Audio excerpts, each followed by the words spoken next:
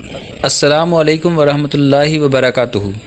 ناظرین کرام، 1948 میں صہیونی دانا بزرگوں کا صدیوں کا خواب پورا ہوا۔ اعلان بلفور کی عملی تکمیل ہوئی۔ Great Britain's General Allenby of Near East Command in 1917, as Balfour Declaration gives renewed hope to Jews of Promised Land. اور تھیوڈور ہرزل کے جدید یہودی ریاست کے تصور نے منزل حقیقت پالی، یعنی اسرائیلی ریاست کا قیام عمل میں آ گیا۔ یہ بات ورطۂ حیرت میں ڈال دینے والی تھی کہ چند لاکھ یہودیوں نے کروڑوں کی آبادی رکھنے والی اسلامی دنیا کے درمیان ان کے مقدس مقام سے انتہائی قریب اپنی ریاست کی بنیاد رکھ دی۔ یہودی ریاست کے فوراً ہی بعد پوری یہودی قوم انتہائی پرجوش ہو کر اس کی تعمیر میں لگ گئی۔ ان کے بچے، بوڑھے اور جوان، مرد اور عورتیں، سبھی اپنے نئے وطن کی تعمیر میں جی جان سے مصروف ہو گئے۔ اپنے دفاع کو ناقابل تصویر بنانے کے لیے ان کی قوم کا ہر فرد سپاہی بن گیا۔ لیکن رکیے، اس ویڈیو کے دیکھنے سے پہلے ہم آپ کو بتاتے چلیں کہ اس سے پہلے ہم نے آپ کے لیے ایک ویڈیو ہم کس دور میں جی رہے ہیں کے عنوان سے بنائی ہے۔ یہ ویڈیو دراصل اسی کا تسلسل ہے۔ اگر آپ نے وہ ویڈیو نہیں دیکھی تو اسے ضرور دیکھیں، اس کا لنک ڈسکرپشن میں دے دیا گیا ہے۔ ناظرین کرام، یہ چند دہائیاں قبل کی بات تھی کہ تھیوڈور ہرزل سلطان عبدالحمید کے دربار میں حاضر ہو کر یہودی ریاست کے لیے فلسطین کے ایک ٹکڑے کی بھیک مانگتا ہے، جسے سلطان عبدالحمید مسترد کر دیتے ہیں۔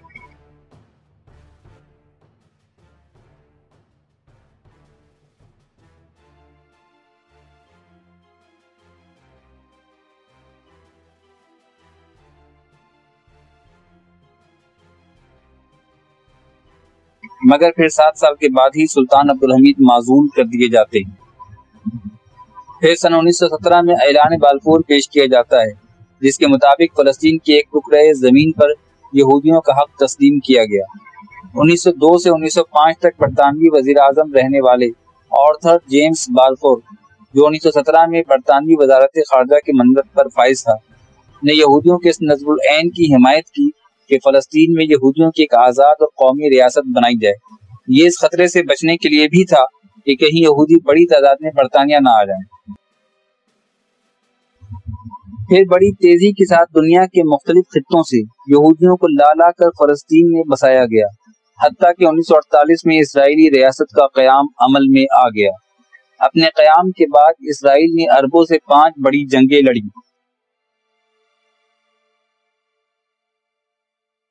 1963 میں اسرائیل نے بیت المقدس پر غازوانہ قبضہ بھی کر لیا۔ اب حال یہ ہے کہ ہر تھوڑے سے وقفے کے بعد اسرائیل فلسطین پر حملہ آور ہوتا ہے اور پھر جنگ بندی کے نام پر فلسطین کا تھوڑا سا رقبہ اپنے نقشے میں شامل کر لیتا ہے، جس کا اندازہ فلسطین و اسرائیل کے نقشے سے لگایا جا سکتا ہے۔ بہرحال یہودی ریاست تو قائم ہو گئی، لیکن اس ریاست کا قیام صرف بازار سیاست کے عروج و زوال کا نتیجہ نہیں، بلکہ تقدیر الہی کا فیصلہ اور قرب قیامت کی ایک اہم ترین علامت بھی ہے۔ آئیے یہودی ریاست کے قیام کو قرآن کریم کے تناظر میں دیکھتے ہیں۔ اللہ تعالی نے یہودیوں پر قیامت تک کے لیے عذاب ذلت و مسکنت نازل فرمائی۔ سورہ اعراف میں ارشاد فرمایا گیا، وَإِذْ تَعَذَّنَ رَبُّكَ لَيَبْعَثَنَّ عَلَيْهِمْ إِلَى يَوْمِ الْقِيَامَةِ مَن يَسُومُهُمْ سُوءَ الْعَذَابِ إِنَّ رَبَّكَ لَسَرِيعُ الْعِقَابِ وَإِنَّهُ لَغَفُورٌ رَحِيمٌ۔ اور جب تمہارے رب نے یہودیوں کو آگاہ کر دیا تھا کہ وہ ان پر قیامت تک ایسے افراد مسلط کرتا رہے گا جو انہیں برا عذاب دیتے رہیں گے، اور بے شک تمہارا رب جلد عذاب دینے والا بھی ہے اور بخشنے والا مہربان بھی۔ اس آیت سے بھی ثابت ہوا کہ یہودیوں پر ایسے افراد کا تسلط جو انہیں سوء العذاب سے ہمکنار کریں گے، یوم القیامہ سے مشروط ہے۔ سورہ آل عمران میں سیدنا عیسیٰ علیہ السلام سے خطاب الہی کے دوران ارشاد ہوا، وَجَائِلُ الَّذِينَ اتَّبَعُوكَ فَوْقَ الَّذِينَ كَفَرُوا إِلَى يَوْمِ الْقِيَامَةِ، اور میں تمہارے پیروکاروں کو یعنی عیسائیوں کو قیامت تک ان لوگوں پر غالب رکھوں گا جنہوں نے تمہارا انکار کیا، یعنی یہودیوں پر۔ اس سے ثابت ہوا کہ اللہ تعالی قیامت تک عیسائیوں کو یہودیوں پر غالب رکھے گا۔ جب یہودی اس غلبہ سے باہر نکل جائیں گے تو وہی دور یوم قیامت کے آغاز کا دور ہوگا۔ جب یہودی عیسائیوں کے غلبے سے باہر نکل آئیں گے اور ان پر کوئی مسلط نہیں ہوگا، جو انہیں سوء العذاب سے ہمکنار کرے تو یہودی ریاست کا قیام عمل میں آئے گا۔ سورہ بنی اسرائیل کی آیت نمبر 104 میں ارشاد فرمایا گیا ہے وَقُلْنَا مِن بَعْدِهِ لِبَنِي إِسْرَائِيلَ اسْكُنُوا الْأَرْضَ فَإِذَا جَاءَ وَعْدُ الْآخِرَةِ جِئْنَا بِكُمْ لَفِيفًا، اور اس کے بعد ہم نے بنی اسرائیل سے کہا کہ تم اس زمین میں آباد رہو، پھر جب آخرت کا وعدہ آئے گا ہم تمہیں سمیٹ کر لے آئیں گے۔ گویا تقدیر الہی نے یہودیوں کا اکٹھا ہونا یعنی یہودی ریاست کا قیام وعد الآخرہ یعنی قرب قیامت سے مشروط فرمایا ہے۔ ایک بہت اہم سوال یہ پیدا ہوتا ہے کہ قرآن کریم میں مذکور الی یوم القیامہ سے کیا مراد ہے؟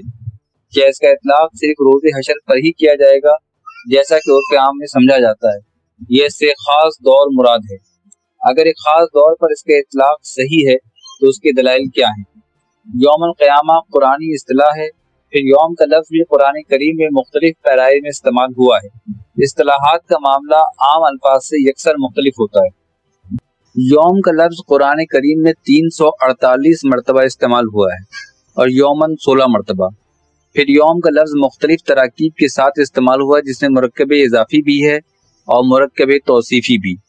مثال کے طور پر یوم الدین، یوم الآخر، یوم القیامہ، یوم التقى الجمعان، یوم عظیم، یوم الفرقان، یوم کبیر، یوم محیط، یوم مشہود، یوم یقوم الحساب، یوم الحسرہ، یوم البعث، یوم الفتح، یوم الفصل، یوم الحساب، یوم الاحزاب، یوم یقوم الاشہاد، یوم الوعید، یوم الخلود، یوم الخروج، یوم الجمعہ وغیرہ۔ قرآن کریم میں یوم القیامہ کی اصطلاح 69 مرتبہ استعمال ہوئی اور الہ کے ساتھ یوم القیامہ کی ترتیب 12 مرتبہ ذکر کی گئی ہے۔ یوم کی جمع ایام ہے، یہ لفظ 23 مرتبہ قرآن کریم میں استعمال ہوا ہے۔ 7 مرتبہ قرآن کریم میں تخلیق کائنات سے متعلق بتایا گیا ہے کہ اللہ رب العزت نے 6 دنوں میں کائنات کی تخلیق کی۔ اس طرح ایام اللہ قرآن کی خاص اصطلاح ہے جو 2 مرتبہ مذکور ہوئی ہے۔ لفظ قیامت 70 مرتبہ استعمال ہوا ہے۔ اس لفظ کے مترادف اور تشریح میں بھی کئی اصطلاحات کا استعمال ہوا ہے، مثلا الواقعہ، القاریہ، الطامۃ الکبریٰ وغیرہ۔ ان تمام علمی پہلوؤں کو پیش نظر رکھ کر جو نتیجہ حاصل ہوتا ہے وہ حسب ذیل ہے۔ نمبر 1، یوم القیامہ سے وہ دن بھی مراد ہے جب دنیا کی بساط لپیٹ دی جائے گی۔ نمبر 2، یوم القیامہ سے روز حشر بھی مراد ہے جب تمام انس و جن اللہ رب العزت کی بارگاہ میں حاضر ہوں گے اور اپنے اپنے اعمال کا حساب دے رہے ہوں گے۔ اور نمبر 3، یوم القیامہ سے علامات قیامت کا دور یعنی دنیا کا اختتامی دور بھی مراد ہے۔ یعنی یہ تینوں ہی معنی قرآن کریم سے ثابت ہیں اور اپنے اپنے محل کے مطابق تینوں ہی درست ہیں۔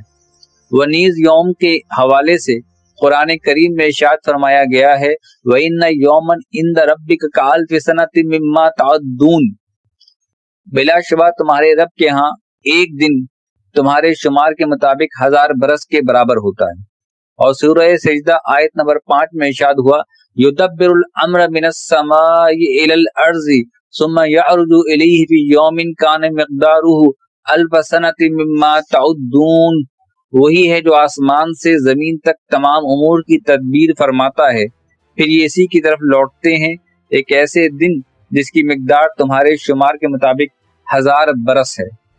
ان آیات سے پتہ چلا کہ اللہ کا ایک دن ہمارے 1000 برس کے برابر ہوتا ہے۔ سورۃ المعارج میں 50,000 برس کا ذکر ہے۔ ملاحظہ ہو تعرج الملائکۃ والروح الیہ فی یوم کان مقدارہ 50,000 سنہ، ملائکہ اور روح یعنی جبرائیل امین اس کی طرف چڑھتے ہیں ایک ایسے دن جس کی مقدار 50,000 برس ہے۔ قرآن کریم کی ان آیات سے پتہ چلا کہ یوم کے لفظ میں ہماری فکری تنگ دامانیوں سے کہیں زیادہ وسعت ہے، اس سے ایک خاص دور بھی مراد ہو سکتا ہے۔ ہمارا استدلال یہی تھا کہ یوم القیامہ سے مراد علامات قیامت کا دور بھی ہے اور اسرائیلی ریاست کا قیام علامات قیامت کی ایک اہم ترین نشانی ہے۔ اس ضمن میں ایک صحیح حدیث بھی ہے جو ہمارے اس مفہوم کو متعین کرنے میں مدد دیتی ہے۔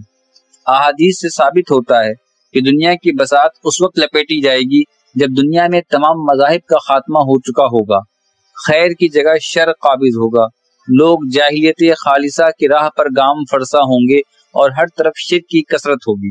لیکن صحیح مسلم میں حضرت عمر بن العاص رضی اللہ عنہ سے روایت ہے کہ میں نے سنا رسول اللہ صلی اللہ علیہ وسلم فرماتے تھے، قیامت اس وقت قائم ہوگی جب رومی یعنی نصرانی سب لوگوں سے زیادہ ہوں گے۔ یہ تو ظاہر ہے کہ سیدنا عیسیٰ علیہ السلام کے بعد عیسائیت کا خاتمہ ہو جائے گا اور تمام لوگ دین حق یعنی اسلام کو قبول کر لیں گے۔ اس کے بعد دوبارہ عیسائیت کا تسلط و غلبہ بعید از عقل و قیاس ہے۔ یہ حدیث واضح طور پر ہمارے ہی مفہوم کی تائید کرتی ہے کہ قیامت کی اصطلاح میں علامات قیامت کو وہ دور بھی شامل ہے جب دنیا میں عیسائیوں کی اکثریت ہوگی۔ اسی طرح قرآن کریم سے پتہ چلتا ہے کہ جب یہودیوں پر ایسے افراد مسلط ہونا بند ہو جائیں گے جو انہیں سوء العذاب سے ہمکنار کریں، جب یہودی عیسائیوں کے غلبہ سے باہر ہوں گے اور جب سطح ارضی پر منتشر یہودی اکٹھے ہو جائیں گے تو وہی دور یوم القیامہ کا دور ہوگا۔ واللہ اعلم بالصواب۔ ناظرین کرام، اگر آپ کو ہماری یہ ویڈیو پسند آئی ہو تو اسے لائک کریں، مختلف طریقوں سے زیادہ شیئر کریں اور چینل کو سبسکرائب ضرور کریں تاکہ ہم آپ کے لیے ایسی ہی ویڈیو بناتے رہیں۔